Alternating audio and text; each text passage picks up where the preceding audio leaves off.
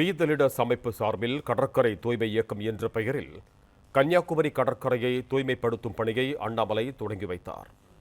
இது தொடர்பான கூடுதல் விவரங்களோடு இணைகிறார் எமது செய்தியாளர் கண்ணன். வணக்கம் கண்ணன், உங்களிடம் இருக்கும் தகவல்களை பகிர்ந்து கொள்ளுங்க.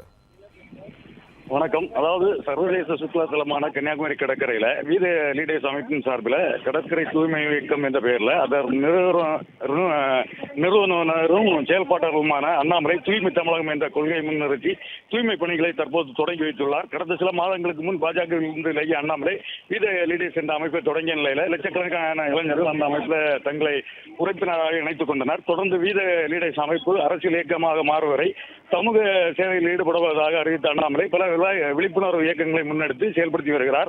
ஜூலை மாதம் மதுவுக்கு எதிராக விழிப்புணர்வு நிகழ்ச்சிகளை தொடங்கி வைத்த அண்ணாமலை மாவட்டந்தோறும் நடத்த தொண்டர்களுக்கு அறிவுறுத்தி இருந்தார். தொடர்ந்து ஆகஸ்ட் மாதம் தூய்மையான தமிழகம் என்ற கொள்கையை முன்னிறுத்தி சுற்றுச்சூழல் விழிப்புணர்வு மாதமாக கடைபிடித்து கடற்கரை தூய்மை இயக்கம் தமிழ்நாடு முழுவதும் தூய்மை பணிகள், சுற்றுப்புறங்களை தூய்மைப்படுத்தல், சுற்றுப்புறச் சூழல் பாதுகாப்பு, மரங்களை நடுதல், நீர்நிலைகளை பாதுகாத்தல் உள்ளிட்ட பணிகளை செய்ய திட்டமிட்ட நிலையில இன்று சர்வதேச சுற்றுலா தலமான கன்னியாகுமரி கடற்கரையில அந்த அமைப்பின் நிறுவனமும் செயல்பாட்டாளருமான அண்ணாமலை தொண்டர்களுடன் தூய்மை பணியை தற்போது தொடங்கி வைத்துள்ளார்.